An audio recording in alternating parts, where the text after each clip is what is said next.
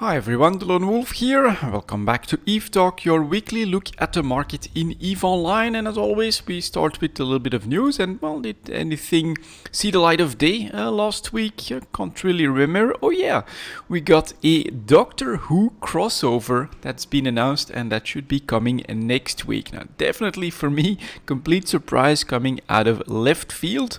I did watch a little bit of the drama unfold on the subreddit. It was actually pretty funny. And quite a few very heated reactions, you would say. I think a lot of it was maybe overblown, right? Immediately, people, of course, made the link towards NFTs and things like that. So I think we should, first of all, wait and see exactly what happens and how it's implemented. CCP Fuzzy and CCP Swift also came to a stream. I watched part of that where they sort of explained how all of this came together.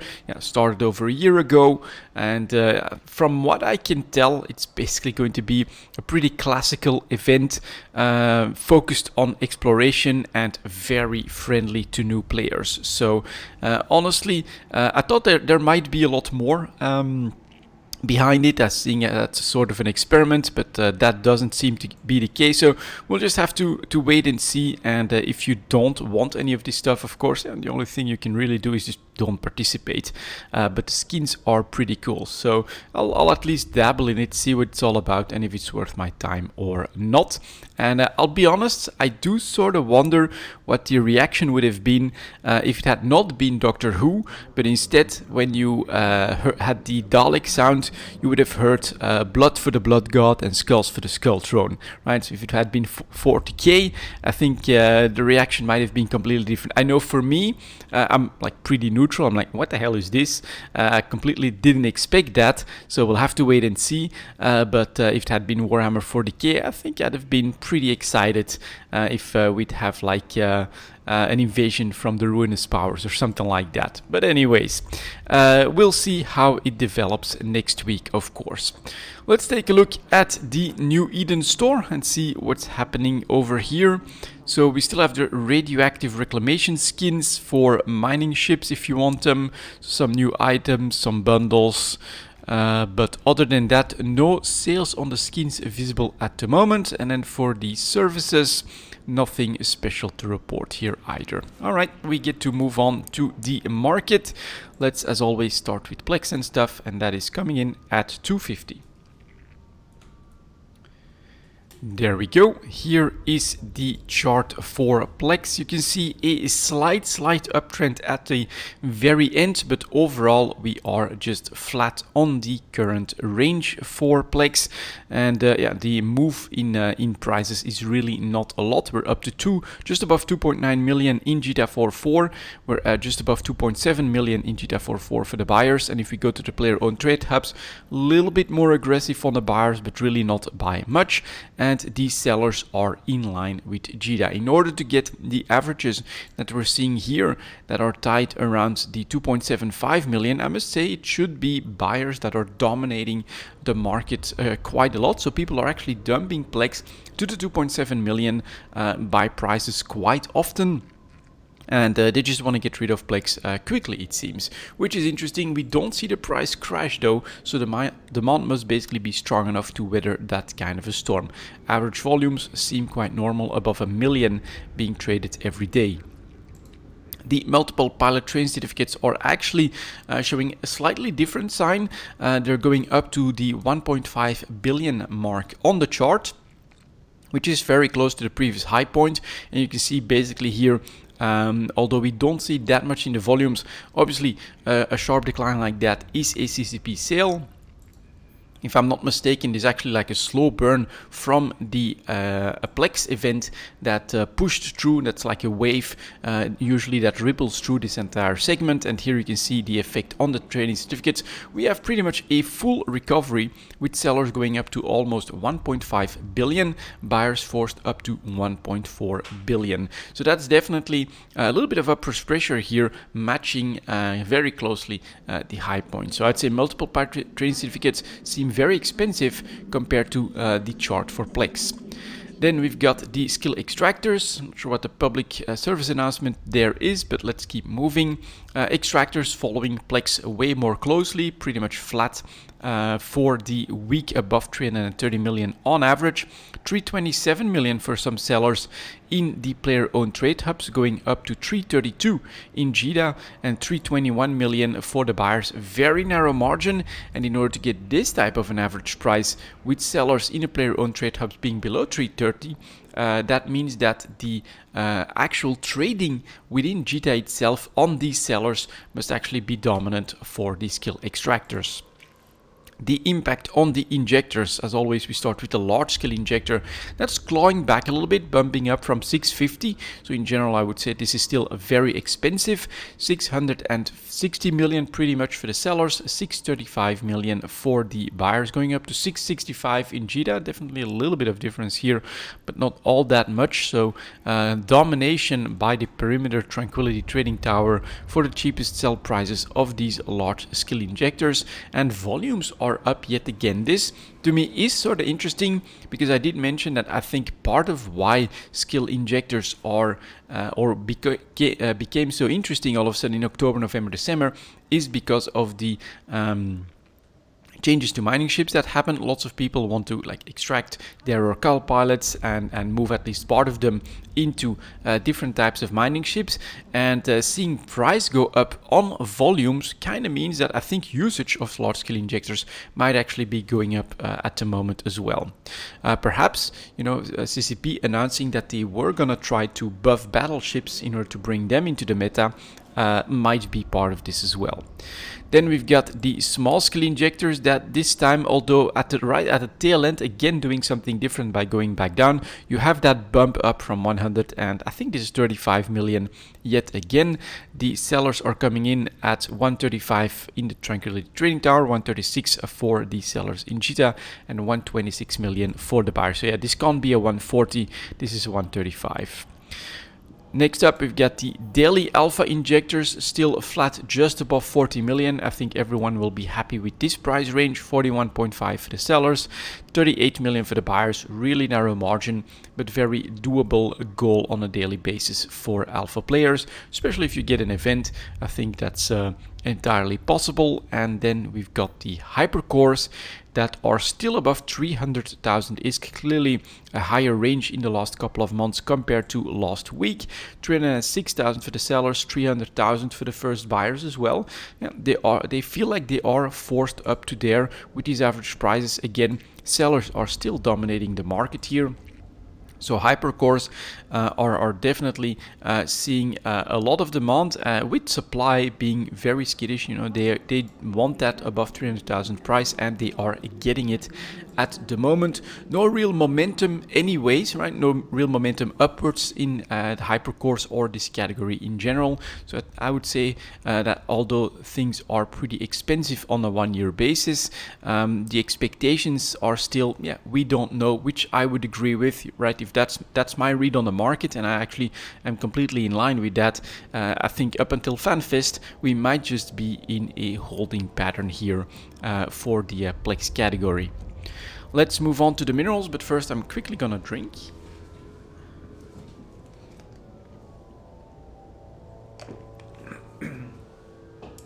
A little bit of water, there we go. And so we get minerals coming in at 850.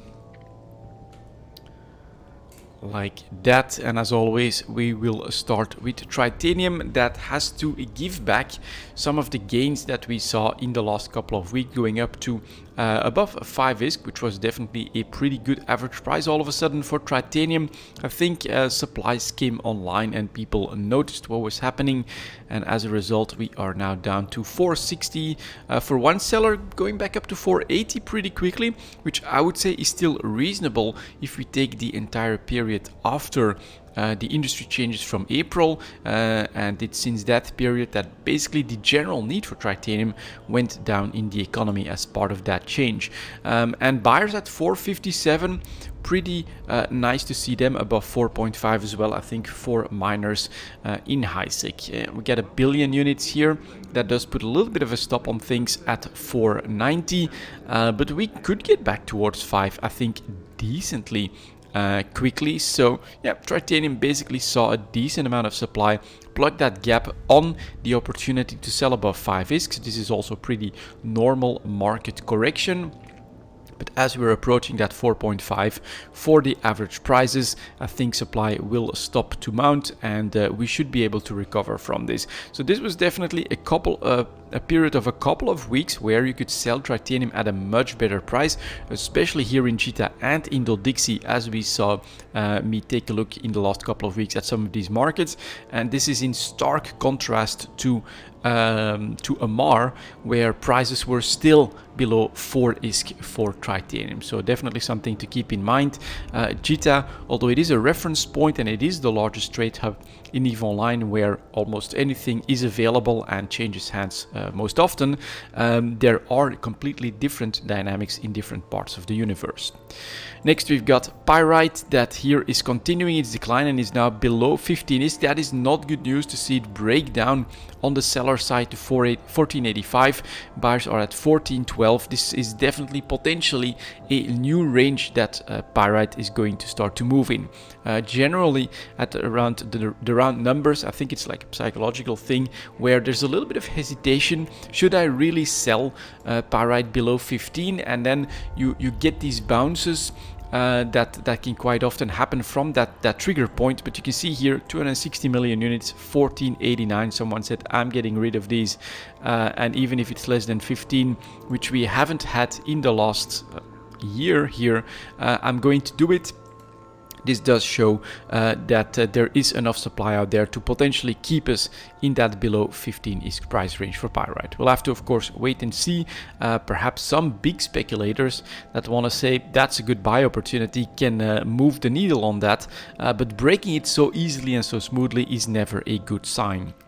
Then we've got the Mexalon chart that did recuperate and is now also slowly starting to feel the pressure from that, which again to me is kind of normal. You can see here at the very height we got a data point that's basically touching 75 ISK per unit for Mexalon. We're back down to just below 70 and 65.80 for the buyer, so really still a very narrow margin, but we should not be surprised if the same thing as with titanium starts to happen, that some extra supplies find their way into the market. A little bit more activity as well, seeing alright, let's really focus on Mexalon. We're getting 70 ISK a pop for this one. It is definitely worth it and a lot better than grabbing pyrite, for instance. Titanium is back in the neutral zone. So that focus on Mexalon could help, pull back these gains as well. Well, you had like a full month at least of close to 70 or above 70. Let's see if I can get 70 to show here. Around 70 ISK at least in the last couple of weeks yet again. So this really does start to look like a mirror of a little bit of a delayed response, but similar thing as what was happening with titanium. Next up, we've got Isogen that in Cheetah is not able to push through the 125 just yet. You saw that this is different again in some of the other trade hubs where we do run out of Isogen a little bit more quickly because of the lower availability, but for Cheetah 4.4 we are at 120 for the sellers. You still have 30 million here, 15 million here, and a 50 million here at the 121. That's probably keeping things in check. Buyers are at 100 ISK, which is a decently low margin at the moment, so I'd say we're still apparently in a time of plenty, but we also still have these uncharacteristically large quantities in a couple of these sell orders that are basically keeping things stable at the current range below 125. But if you follow along with EVE Talk, you know that my theory is that eventually we'll run out of these and that active supply cannot very easily create these types of volumes anymore, and then we should go higher. And as I mentioned, even in the MAR, I think it was that Isogen reached 150 pretty recently on a similar run up as this, and so it does show that once these reserves are not there, and this is Cheetah, there's thousands of players all the time, and some of them have hoarded Isogen for a very long time, but once you go to these smaller hubs where you're more likely to run out of these big chunks sooner, then yeah, you see even more volatile price spikes to higher ranges, and so that difference in dynamic is still again very important. Then we got Noxium that was up and is in JITA at least stalling its ascent, went up to almost 1500 isk. I think we can again say that we get the same thing. We're back down to 1380 for most sellers, so just below 1400. Buyers at 1340. Look at how aggressive these have to be. Right, when just about 1.5 months ago you could buy this for less than 1000 isk, they are forced up to follow this run up very, very closely if they want any chance of picking up some Noxium from a buy order. And here we get the turnaround, which I think makes sense again. If you go from 1000 to 1400 isk per Noxium, that's a 40% increase in value. That means that risking a little bit of low SIC mining all of a sudden becomes a lot more lucrative, and maybe even some bigger low SIC players that have these Noxium reserves are now willing to bring them to the market rather than hoard them or use them for themselves or something like that. So this market response to higher prices is going to mean more supply, and then we finally start to come back down. That does happen at the moment. Yeah, in Isogen though, again, I still think here the dynamic is a little bit different. Then we get nullsec. Here is Zydrine, getting back below 1000 on a couple of days.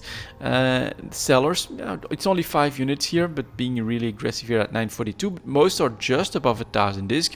Buyers are at 942, and this is that difference that I was talking about. You saw Pyrite just straight break through that 15 isk. Zydrine, sellers are not just willing to go, all right, I'm gonna go 999, and then someone comes in with 998, and then that ball starts rolling for a real correction in the prices, what we're seeing in Pyrite. Nope, here the sellers are saying we are definitely staying above 1000 isk for now, and as a result, I think that this could become a bump where the opposite of the interaction happens, because lower prices could slow down supplies. Why are you going to chunk a lot of extra Zydrine in your jump freighter from nullsec when you know that you get potentially higher prices that you can get for it than what you get at the moment? Might be better to bring some more products that you're willing to sell, maybe some other stuff, maybe some, I don't know, PI, whatever, and as a result, I think here, yeah, sellers are not just willing to dump below the 1000 isk, so we could bounce back up from this price, and we've seen that before here and here as well.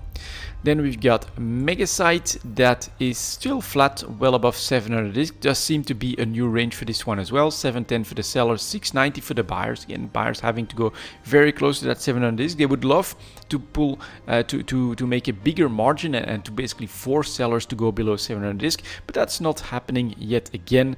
720 to 710 on the first page is not that crazy a range, and I think it's going to be hard again to pull Megasite below 700 isk, since it is completely dependent on imports, and so the sellers dictate the price way more easily than, for instance, for the high-SIC minerals.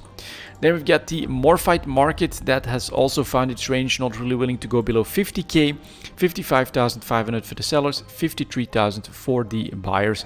Definitely really very expensive still, although compared to the entire year here, it is in the best spots, in the lowest price we've seen since then for manufacturers, I would say. But keep in mind, back in the days before all of the industry changes and things like that, 10,000 isk for Morphite was like normal to expensive, so it is still a very expensive price for Morphite in my opinion. Next up, we've got the PI market, and that is coming in at 1850. Lots of 50s today. Let's start with the broadcast nodes. Can they do anything? No, they can't. I keep hearing public service announcements. I hope they don't come through too loudly on the video. But yeah, we're still below 1.25 million. So although the descent has stopped, 1.24 million for the sellers, 1.2 million for the first buyer. There is a little bit of demand that picks back up because CCP did not decide to put in even more PI materials from Moon Mining. But all it does really is stop the bleeding. There is no sign of recovery or anything like that. Next up, we've got the construction blocks that are also able to get back to 8,000, and then probably on, people that were waiting for this opportunity were starting to move back down. Sellers are down to 7,750, buyers at 7,000 disk exactly. You can see here that not too aggressively, but from 8,000 to 7,750 in the first page, supplies are coming in and they are lowering the prices. Consumer electronics is is in a reverse situation. That was actually close to a low point about a week ago, less than 5,000 disk. So we get big volumes. Someone saw this as a buy opportunity, and that pushed the price back above 6,000 disks, 6.5 for the sellers, 5.8 for the buyers. Exactly. Look at this availability. That's what happened. Someone saw consumer electronics up to a certain price point, which actually seemed to be well above 6,000 disk, as a worthy pickup in preparation for maybe even speculation for what could happen next. But this is a big buy on the lowest price, and that's that opposite. Of course, that does happen from time to time as well, where low prices incentivize people to grab the cheap stuff. Then we've got coolants finally having to give back some of these crazy high valuations, going up to 12,000 disk, very expensive for coolants. It's a refined PM material just like consumer electronics, so double that price range is kind of crazy. It is tied to fuels, it's back down just below 10k, 10,000 for the sellers, 9,000 for the buyers. I have been selling my coolants, I've been producing coolants for a very long time, and I've been hoarding during this terrible period.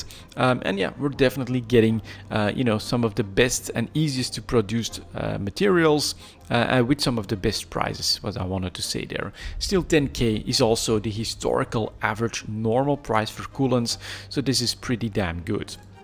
Cryoprotectant solutions are still high, 120 pretty much for the sellers and above 100,000 disk for the buyers. Again, someone explained very clearly what was happening here, while I have constantly during EVE Talk said that this would be your speculative move, buy at the low points. When CCP then comes out with an implant announcement, you've got the item for that. And although it was not an implant announcement, but BPC drops from an event that showed the potential of that trade, here it is, right? You get a nice sell opportunity. You could have easily bought close to 90k at the lowest point, but definitely well below 100,000 disk during the summer right here, and then you would have been ready for that 20% profit pretty easily right now. And you can see that because of all of these BPCs, you've got the consumption, so you've got a strong demand for a decent chunk of time. So it's not like you need to sell right now and you need to be lucky to be amongst the first seller. No, because of all of these BPCs, or if CCP comes out with a new implant set, because of all the production that's going to be needed in order to satisfy demand, you will have that sustained period of higher demand and thus better prices. So this is a CCP trade that becomes predictable can be very, very lucrative in that way, because you could have slowly picked up really the cheapest cryoprotectant solutions, but build up a very nice base, a very decent amount of it, rather than like one ship, which what I usually do, for instance, in Take 2 ships. But no, you could have had a pretty serious chunk of money potentially in cryoprotectant solutions at this point. That would basically be doable to turn it all into that 20% profit. Then we've got enriched uranium, also tied to fuels and making its way back to 10,000 disk. Not bad, 9.8, 9.9 pretty much for the sellers, 9.7 for the buyers. Look at that, definitely seeing some strong demand. And another win for those that followed my intuition, which I've had right from the beginning. What am I going to put effort into when it comes to PI? Well, I was going for easy to produce and tied to a consumption, and thus tied to fuel blocks. Those types of PI materials are what I've been focusing on. And here again, 10,000 disk, it's still not great, but compared to 6,000 for consumer electronics, I would say it is pretty great. And historically, I do think that 12.5 or something like that has been the price for enriched uranium, because it is harder to produce than coolants. You don't have the ubiquitous gas planets where you can make this on. You need some more unique planets to build enriched uranium on a single planet, and so I think it's harder to make, but you can see that that stronger price is starting to really manifest itself here as well. Integrity response drones staying above 1.5 million. Bit of pressure at the tail end. 1.6 for the sellers, 1.5 for the buyers. Basically, again, holding pattern in advanced PI materials, I think, is what's happening. They need to see what happens with compression, what happens with actual changes to industry, if CCP is planning to do even more. And so no one is really willing to bet on much higher prices, but no one is just dumping desperately anymore either when it comes to their advanced PI materials. Mechanical parts tied to fuels, high points above 8,000 ISK, very easy to produce as well, barren planets, that's all you need. Super easy even for a single character with PI. 8,100 for the sellers, 7.5 for the buyers. Nanites, right, that's also refined PI material that does have some consumption because nanite repair paste is consumed, but it's not like a passive consumption in the same way that we get it with fuel blocks. And here's the result, 5,000 ISK. That's definitely a lot lower than all the others. Nano factories, yeah, more hesitation and actually going down to 600,000 ISK, 700 for the sellers, almost 630 for the buyers. Here I think patience is just waning, and there's just a little bit of dumping happening. Potentially then you could say that if you want to gamble, that's some more advanced PI material demand on perhaps industry changes that makes capital production easier but are not necessarily done in PI could definitely do that. Then this could be an investment opportunity, right? You could pick up some really cheap nano factories and then hope that they get back to 800k or above, on the speculation that, well, they are going to start making more carriers, more super carriers, Titans and things like that, but not because CCP did something to the PI part of it, but perhaps to the new materials part of it, made them more available through some type of content or something like that. It is a gamble that you can consider, but again, the market itself just really doesn't know and is not willing to do too much of that speculation at the moment. Organic mortar applicators, again, we went down to 700k and that's where we're stuck, 730 to 660. So this is that same, we don't know. It really depends on what CCP decides they want to do for the big ship construction, and until then no one is willing to really speculate on even more of it. Recursive computing modules basically stuck at the 1 year low point as well, 870 to 812. Then we get robotics tied to fuels. Again, on the 1 year chart, it's not that bad, right? It's definitely the best spot, above 65,000. But here I do want to give you guys that historical price point, right? Where you get coolants is on its historical price point of 10,000 ISK. This stuff used to easily command 100,000 ISK. Well, which again, you can see that then from the cryoprotectant solutions, a good price, 120. So these robotics are still relatively really cheap at 65,000. But on the 1 year chart, it's definitely not bad. Self-harmonizing power cores holding at 125. You can see where we were at for the summer, so that's the same story again. Sterile conduits stuck below 900,000, same story again. And then we get the Yukomi superconductors, again a specialized PI material. You know, generally, if you get 10,000 for the refined, you should see 100k here. Specialized is at 70,000, 80,000 almost for the sellers, 57,000 though for the buyers. So clearly not enough demand, or too much not enough demand, bringing these prices down. And then finally we get to it remain frames, where, well, the market's even more desperate now. We're back below 1.4 million, lowest point in something like 9 to 8 months at 1.35 million. And just a couple, right, just 100 of them being sold below this means is enough to move the needle on the average prices quite a lot. So the market really doesn't know what to do with the advanced PI. No one wants to touch it. Volumes are low, prices are low and stuck. And sometimes someone's saying, I give up. Here's a couple hundred with remain frames. I just want my money. Here is that much lower price is enough to bring us down very quickly. Next up, advanced moon materials, 2920. There we go, and let's see what we got here. carbides, crystalline carbonites, moving back down to the lower end of the new range, a little bit above 150, 160 for the sellers, 152 for the buyers. I would say this does start to feel like something we're gonna start yo-yoing within, right, just above the previous range at the start of the year. The question is, can we increase our volatility? This does start to feel like a pretty significant move, a high point of 188. And maybe a good 10 days later, we're down to 158. That's a pretty significant move percentage-wise. So let's see if the others are doing something similar. Here are the titanium carbides for Caldari. Yeah, this is unfortunate, right? If this high point where clearly we're starting to stop already, we are at 178 for the sellers and 172 for the buyers. If this one had pushed closer towards 200 to start increasing volatility, we would have had another good omen. At least the low point went lower, but we would love to see some real sell opportunities as well form in these waves, and that's not happening here. Then we've got Fernite Carbide for Minmatar. Again, same story. We did go below 150 as expected at those cheap prices. Supplies dropped off. We're back at 155 for the sellers, and the buyers have to go up as well. They're back at 150. That is going to keep us in check here, but unfortunately we don't see that volatile swing up to 175 just yet. So that's another no. And then we get tungsten carbide for Amar that again is just stabilizing on the 150 range, 154 to 138. Buyers dropping off here, which could potentially again give us a drop off to a lower point and then maybe start moving up, but it's just not happening when it comes to the upswing. So we're just normalizing back.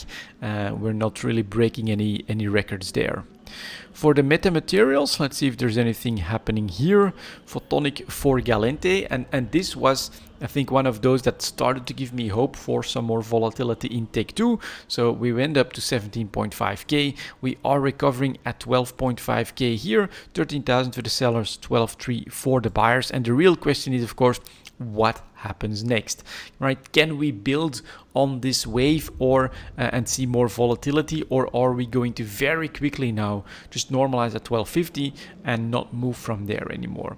That's really one of the things that I'm looking at the moment to decide whether or not I should start to put a little bit more time into Tech 2 ship trading, try and get some profits out, or am I still, which I am at the moment, just looking for the best buy deals possible. Then we've got the non-linear metamaterials. All right, at least this is okay, right? This is, although it's a lower bottom, at least you've got a move from, let's see what this is, less than 18,000, and at the moment we are selling for 22,000, 21,000 for the buyers, but can we keep this momentum going? Difficult to say. This is definitely something that was like tradable and decent when it comes to the volatility. Then we've got the, where is it, plasmonic metamaterials for Minmatar, right? Again, finally we get a peak at 22.5. We're starting to come back down. We're at around the 20k mark now, a little bit less. Look at how quickly though they're pushing again on to bring this lower. That is that volatility that we do want to see, of course, although it means that we gotta be fast. We have to make sure that we don't buy too much of it so that we don't spook the market, and you gotta sell at the right time. But we're back down to 19,000 for the buyers, which is, let's see if I can get that, which is already back here. So this has momentum to go back down very quickly, and we haven't seen, right, this is clearly a trend break, lower and lower volatility for like 8-9 months or so, and here even these bottoms went up, and then finally here we get a breakout for the first time. So in the metamaterials, this is clearly another one that has the pattern. I think the Amar one doesn't. No, this one is still slowly settling down at 15k. Yeah, 15,000 for the sellers, 14.7 for the buyers. But all right, at least some of the metamaterials, right, have those waves that are potentially starting again. Unfortunately, in this week we're still not seeing it in the carbides. So I would say this is not looking too good when it comes to the Take 2 ships. The other advanced materials here is fermionic condensate, pretty much flat for the month, 2 months almost at this point, 65k to 63k. Basically it found this new range. We'll have to see how they start to move. Ferrogel had this one spike and then it overcorrected to 1 year low point, and now we're just settling at 30,000 ISK. 30.5 to 30,000. So really narrow margin again. Let's see if that trend continues, because that could be somewhat interesting. So here again you get fullerite completely losing all its volatility, unfortunately selling at a settling at a really low price, 720 to 700, which again is not that much of a margin. Then we get hypersynaptic fibers again settling down at the 9k or above 9k, 9480, 9200, but here it drops off very quickly. Then we get nano transistors. This one had a little bit of a spike, is recovering from that narrow margin yet again at 400. Phenolic composites making its way down, but are those buyers pushing in? Yeah, look at that, 1389 to 1361. Then we get pressurized oxidizers. Yeah, these new ones, we still don't really see any moves or trends. Maybe reinforced carbon fiber is going down a little bit in price. And then we've got ceramic fibers finally that has a range of 340, 345 to 313. So this is the one exception that still has a little bit of margin and is under pressure at the moment. But what I do like here is that a lot of these are basically settling in at their ranges. Buyers and sellers are converging on that price point, and we've seen that this is also what's happening in a lot of the others.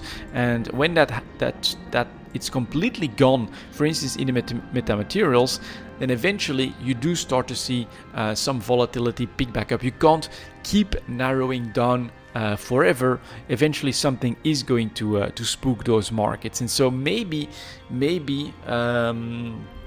we will start to see some more volatility in the other advanced boom materials as well. At the moment they're all really settling in on those ranges, on those really low ranges. In theory though, what can also happen is that we keep stable, supplies go up, and we go even lower in price. So again, knowing when it's time to start to speculate and try to find those sell opportunities, it may not be the time just yet, and this may not be the bottom yet either. Let's see then in those Tech 2 ships. That's coming in at 37 minutes. There we go. Here is the basilisk and a new low point. All right, to me very interesting as well, and a great opportunity. 183.4 for the sellers, 174. So you're buying a basilisk below 175 million ISK, which is down here on the chart. I did warn you guys about that, or at least I hope I did so enough. Is that my view was always, sure, I'm trying to buy at these low points, but I always am very careful to make sure that I could buy even lower if the opportunity presents itself. And here in the basilisk, right, you could have been happy to buy below 190, and now you can buy below 180 for sure. I think you're grabbing that for sure. If you go for like a 179 up here, I think you're grabbing a basilisk right now on this downtrend. Once it starts to pull back up, it's going to be hard, but right now that would absolutely be possible, and you could even buy close to 175 million ISK. And so yeah, calling a bottom is never easy, which is why I did always say, yeah, buy at the very best price points and buy slowly, so that you can always make even better deals happen. The Cerberus, yeah, basically settling at 230, which is not where we want to be. 230 to 211, that's not the best opportunity. And again, if the basilisk is any indication, lower lows could definitely come in as well. Then we've got the Guardian. All right, you know what, here we clearly spotted that bottom where you could have bought below 170, and now you are selling at almost 200 million, 175 for the buyers. Again, it's a super wide margin, so I'm going to say if you want to take some profits on your Guardian purchase, you can do so, But same story, be careful with the volumes because it's gonna be difficult. You will spook the market very quickly with just a couple of guardians potentially. So you have a sell opportunity right now from your bottom. I personally, if I had, let's say, bought multiple of them, maybe I would try to sell one, right? Take a little bit off the table here. But I would keep the basilisk scenario in mind as well. So, you know, from that perspective, maybe I can buy even more cheaply later down the line. If you feel like you're maybe overextended in how many guardians you're holding, you could sell a couple. But for me personally, yeah, I'm still not selling here. I'm waiting for even more clear volatility to show up in the Tech 2 market before I switch my settings basically. The Hound here, this was another one that was like, all right, maybe we're finally going to start to see some volatility, a sell opportunity at 32.5 million, where the Hound has basically been stuck around 25 million for most of the last 6 months. That was definitely not bad. Here's the, of course, recovery from that. Sellers do come out of the woodwork when something like that happens, and we're back at 25.6 million for the sellers, 23 million for the buyers. And when would I have said to try and buy? Right here, you could have probably bought maybe definitely below 22, probably close to 20 million at that price range, not below 20, which, you know, would always be the dream. But this again is that same story, right? You could have definitely taken some profits here. Now I would wait for those clear buy opportunities. The Hound is not there just yet. Ichthyorsa, you know, if you're looking for potentially signs that volatility is coming back, look at the highs finally going up, look at the lows still pushing down. And so here for me, Ichthyorsa on this chart, it's very expensive, so I would definitely not do more than one. But if I can buy below 600 million, I think I'm in, because potentially you can easily sell close to 700 million. That's not a bad profit.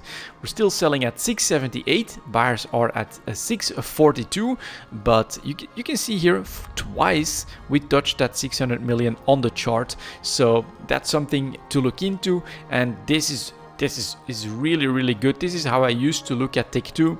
If we reach this price point, I'm in, and then just wait for the increase, which you do need to pay attention to, of course, because your sell opportunity usually don't last as long as what we're seeing here. Of course, that's because it's the Ichthyorsa Triglavian, so it's gonna have a little bit less volatility because of its lower availability. But yeah, this is the pattern, honestly, that I'm looking for in Tech 2, and it's in a ship that I would not have expected in, that we're finally seeing those higher highs come in with a reasonable spread that is tradable. Then we've got the Ishtar, and alright, it's the other side again. I think I've got 2 Ishtars already at this point, but right now the chart goes below 190, 188 million for the sellers, 175 million for the buyers. So you are buying well below the 180 million mark at this point. This is another one, right? If you want to get in on this, I would say Ishtar is another one. Try to grab one, but again, that be careful. You never know if we can go even lower. So I would, you know, for me personally, I would maybe, you know, put up a buy order for one, try to grab it, be happy with that, and hope that we can get back to a 210. You're already looking, you know, at profits then. But of course, the dream would be to get a 250-ish. That's where hopefully we can build that volatility at some point. Then we get the Manticore, and this is not the pattern that you want to see, but hopefully, right, it has to stop at some point. We're either going to break down and get a buy opportunity well below 25 million, or we're going to start to see spikes go up, because we're really not moving a lot from 25 to 27.5. That's the range here. That's crazy low. It has to stop, in my opinion, at some point. So we're at 26 million for the sellers, 24 million for the buyers. Super stable right on this. If you want to take that gamble that yes, it is going to happen, it's going to be on the upside, you're buying below 25 million, it's not bad. But yeah, again, keep the Ishtar and the Basilisk in mind. We could definitely see a breakdown and see buy opportunities that go even lower than that. So that same story, right? be careful with your volumes. Don't put all your eggs in the basket right now. That slow and steady, which is what I've been at since pretty much the summer, I think, is like, all right, buy at the very best opportunity, buy slowly, build up that horde of Tech 2 ships, and then strike when the time is right. And you may need some patience for that. Right? We're not looking at doing. I'm not looking at selling anything that I'm buying in the next 2 weeks or so. I'm looking at, yeah, it's gonna be maybe the full year or something like that. But when hopefully we see that volatility come back. The Munin, I saw a Reddit post about this, and it's actually good news, although this one has, I think it's like a full Munin fleet that was destroyed, like a couple hundred or even more of them. And then, yeah, if you want, you know, to have your ship back and replaced, here is the volume that was bought. And so we're back at, well, it was 215 million, probably not that long ago. 184 at the moment. You're still selling well above 200 million, and so you could have bought at the lowest ranges well below 180 million. And the good news is, right, here is the pattern again. We're going down, down, down, down, down. We're settling on, what is it, right, somewhere below 190 million. Sometimes we broke down, really. Those were those buy opportunities, and then something happens and we're finally seeing a spike. Although the 5-day moving average, right, is still gonna get crushed pretty quickly. Hopefully at some point we start to build that up higher and higher, but at least we have a little bit of volatility on the chart on this one as well. Hopefully it can like spook the market a little bit and say that, yeah, maybe all of this stability in the Tech 2 ship market is gonna come to an end at some point. Then we've got the Nemesis, yeah, that's still, you know, not really willing to break out. And where are we buying at? I would love to see below 20. That would be like no-brainer. I'm in for a couple. It's 22.6 to 20.4. And there's enough people, of course, that are keeping a close eye on this and that are willing to settle for the lower margins. But yeah, 20.4 is still below the entire chart. I would say this the same one. If you want in on it right now, you don't have any of these. Trying a buy order definitely makes sense at this point as well, right? As we're on one of these downtrends on the 5-day moving average that has just built up, so you're very likely to grab one of these buy orders. But you know, be sure that you're ready for a lower bottom as well. Then we've got the Oneros, also pretty low, how much below 160? Yeah, 153 for the buyers, 170 for the sellers. I think we've been in this state for quite a while, but you can definitely grab one as well if you want. Then we've got the Panther, right, those battleships, not here for that speculative aspect of it, but more for a feel, where is production cost heading. And the Panther actually able to stay above 1.2 billion easily, 127 for the sellers, almost 1.2 billion for the buyers. So definitely a little bit of an upswing on this one. The Purifier is going back down, but not really, right? Still down in volatility from the bottom as well. Where are we settling? 24 million to 23 million. Yeah, that's a super narrow margin. And we'll see. I would wait for a better buy opportunity, but yeah, we have to see. Then we get the Scimitar, 190-ish, buyers 177. Yeah, you could have had those buy opportunities down here already, so for me I would not do so now. Then we get the Widow. All right, volatility, higher prices. I'd say that's good news. Potentially 1.3 billion now for the sellers and almost 1.2 billion for the buyers. Volumes are down a little bit. And then we get the Zealot that also had couple of speculative things that we could do. What is noticeable here, and I have noticed this before, I definitely want to share this as well, is that a 1-year low point is often a trigger point as well, right? Here you can see that for the Zealot. Here we go down, not sure what to do, but we broke that 180 on that 5-day moving average. We went to a 1-year low point that was really clear, and then all of a sudden, right, you could have probably bought for a 170 here, and then all of a sudden, there we go, we shoot up more volatility, 230, and then the volatility does start. How long can it last? That's difficult to say, of course, considering all the others, but we're at 200 million for the sellers, 171 for the buyers. That's a huge spread, and if on the downside, right here, you can probably really grab those buy orders. and then sell at the right time. That's that Tech 2 trading. And here in the last month, you had that pattern happen in the Zealot. Again, clearly on bigger volumes as well. So this one was tied to the event, but that's of course part of the trick as well. Start to learn the patterns of when is it going to happen, what could trigger this, and then take advantage of that. So for the Tech 2 ship market, again, some positive signs and some new opportunities to jump in if you haven't done so just yet, and get in on that, on those really cheap prices, because a couple of them, and it's including the Ishtar, which I think is pretty awesome, are making new lows yet again. And yeah, sometimes you're starting to see a little bit of volatility can be built here and there as well. Let's see if the trend continues. For now, definitely not switching my my tactics. We're still just trying to buy the very cheapest stuff. Tech 3 ship markets next, coming in at, let's say, 50 minutes. 50.00, there we go. Let's start with the Confessor that has normalized back above 45 million ISK, 47 for the sellers, 44 for the buyers. A low average point was at probably a 42. Yeah, 41.5 even. A tiny trade that's in here, but unfortunately not enough of an upswing. And here we get the Heckgate. That's the reason. Not sure how or why this one is happening. Is it a nullsec thing? Let me know if you if you have the answer on this one. But the Heckgate is up to 80 million ISK for the sellers, 53 million, or is it a proving grounds thing where it's like destroyers, and if you want that brawling immediate DPS, you gotta go Heckgate, of course. Yeah, I would love to know in the comments, but this is a big surprise that could give that Confessor trade a little bit more legs on the upside, because this should draw in a lot of production and supply yet again. But yeah, to my surprise, one that was already high at more than 50 million ISK takes off to 80 million ISK.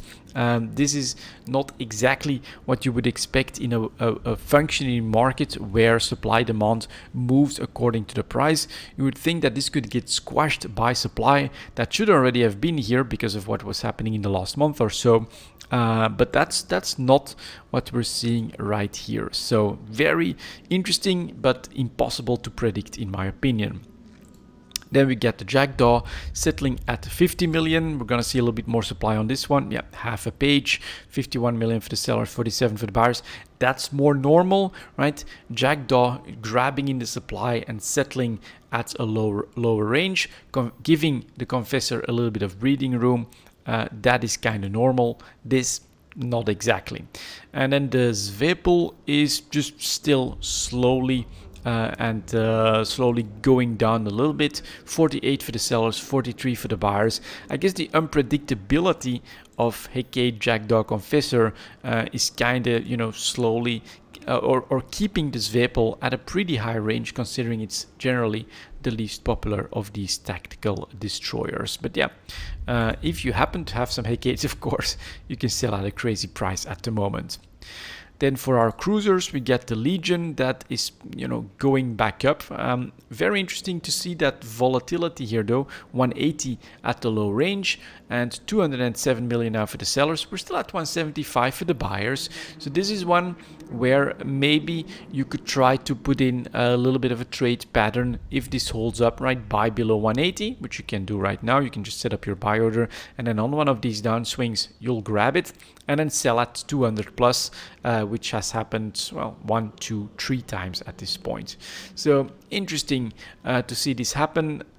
And maybe we can start to consider it because, of course, we clearly see here that volumes are up for these ships, and that is going to be in part because they no longer cost skill points when they get blown up.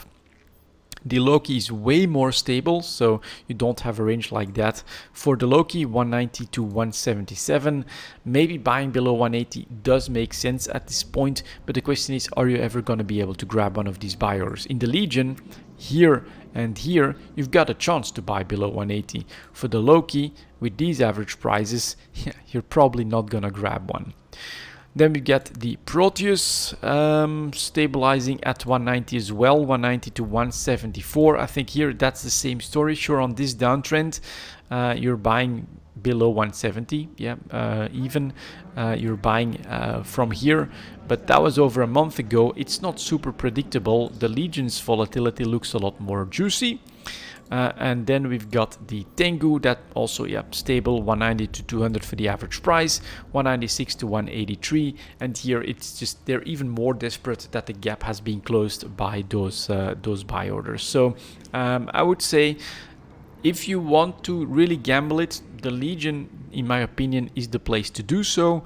And maybe you can try a low-key buy order, but I honestly don't think you're gonna grab it. And then for the extra product for the week, I'm choosing the Faction Cruisers, and that's coming in at 54.50. Like that. Ships, cruisers, it's been a while. Faction Cruisers, as always, we do start with the Pirate Faction Cruisers.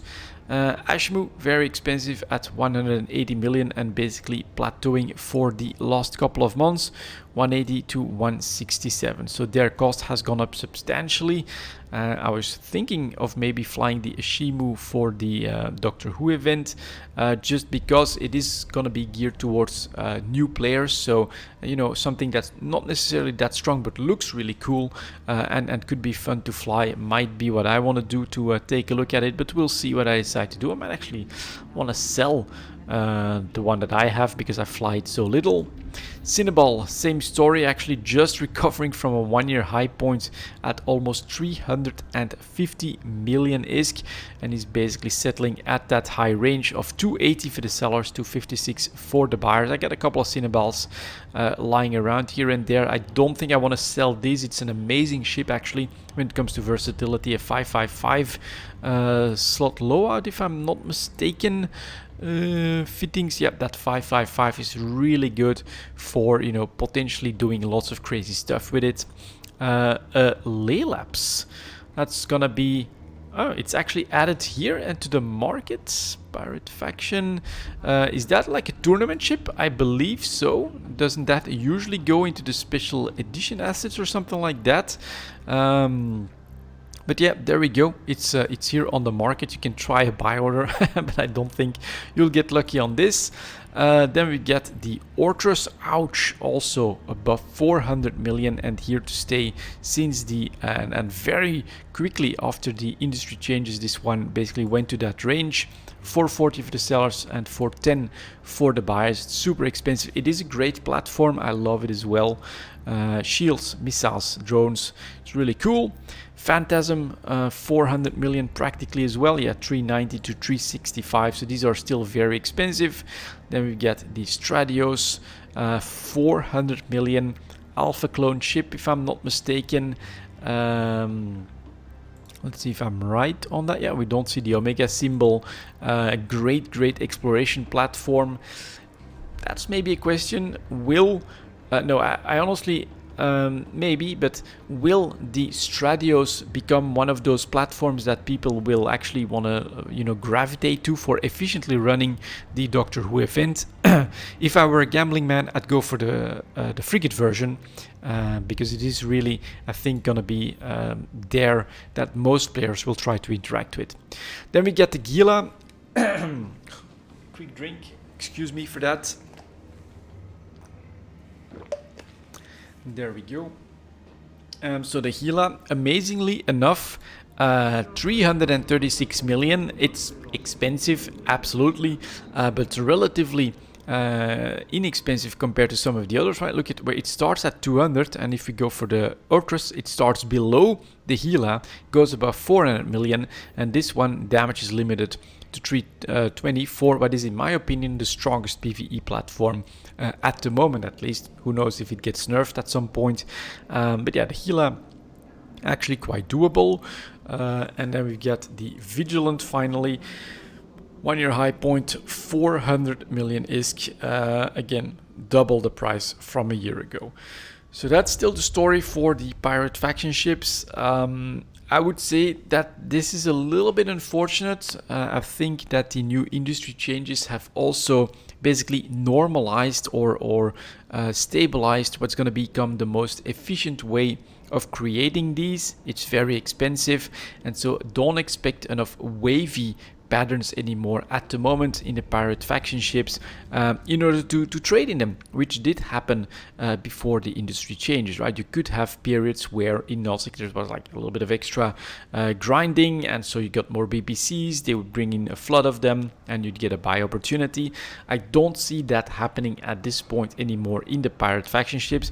It's going to depend a lot more on basically what CCP decides to do. If they're happy with these price ranges, then this might be the situation that we're in, and then eventually maybe more stuff will start to come in and will create these types of opportunities, but it's not happening at the moment, I don't think. So you have to gamble, keeping in mind what CCP might do.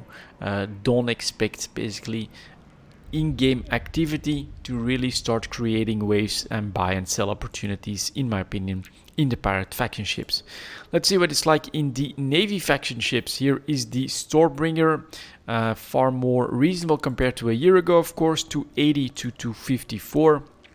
And for an Eden-com ship, I think that's quite normal. Augurer Navy issue 50 million to 80 million ISK. All right, 80 million for and 70 for the buyers. Let's see if we get if I get a vibe that it's tied to faction warfare, right? Then we would say at the moment Amar is very expensive, so Minmatar should be inexpensive. But another thing could be that almost all of them are up. And that would be because then people will have switched from pirate faction ships to navy faction ships to upgrade from the regular Tech 1 versions. And we just see increased demand in general. But yeah, Amar here is expensive. Caracal Navy issue, I would say decently inexpensive. Less than 70 million for the sellers, 62 for the buyers. Really nice PvE platform, by the way. Does it have drones? I think not. Oh, it does. It has 5 small drones, missiles, great tanking opportunity. It's 5 mid slots. All right, it's not as good as what you can potentially get, but you get lots of launchers. This is really nice and quite affordable at the moment. Executor Navy issue for Galente, expensive, right? 60 to 80 million as well. 80 for the sellers, 65 for the buyers. Not a lot of availability. So that's that's an expensive one. All right, let's see if that continues. Omen, definitely expensive, 90 million ISK for the sellers, 73 for the buyers. And then we get an Osprey Navy issue for Caldari. That's definitely on the cheaper side of things. 70 million for the sellers, 62 for the buyers. Another really good PvE platform. By the way, launchers, 3 launchers, but you could also add in weapons if you want to. And then I think it's got decent drone bandwidth. And then its fitting is with 6 mid slots. You can put a very, very nice tank on that. So this is also quite affordable at the moment. Something to consider, right? If you don't want to fork out 300-400 million for a pirate faction ship. Side fleet issue then for Minmatar, all right, also on the cheap side, landing on 60 million, 65 to 58 million. Then you get a Stabber fleet issue, is a little bit more expensive than what I would have liked to see, but definitely came down in the last couple of months. Look at the volumes as well. 70 million to 55 million. Look at those buyers. They're seeing that glut of ships. They're saying, give me cheap Stabber fleet issues, please. And then we got Vexor Navy issue. That's Galente. That is expensive at 100 million. 100 for the sellers, 94 for the buyers. So my read on this is that, yeah, faction warfare does create the waves. And that does mean that here we do have trade opportunities. Although you are, of course, dependent on activity, it is at least in-game activity. If Galente can push back against the Caldari, then Caracal Navy issue buying right now is a very good deal. And selling your Vexor Navy issue right now is a very good deal as well. And then we could see a reverse happening depending on what happens in PI. So at least that's good, I think, for those of us that are looking at like trade opportunities in this, for now, in the current production cycle for pirate faction cruisers, that is completely not the case. But there it is, expensive Amar, inexpensive Minmatar, we've got expensive Galente, and we've got quite affordable Kaldari at the moment. So these Navy faction cruisers, well, if you want to get in on that gamble, I think you know where to buy and potentially where to sell if you have them. That's going to be it for this Eve Talk, guys. Thank you very much for watching, and as always, I'll see you next time. Kind of want to put in the Doctor Who theme here, but alright.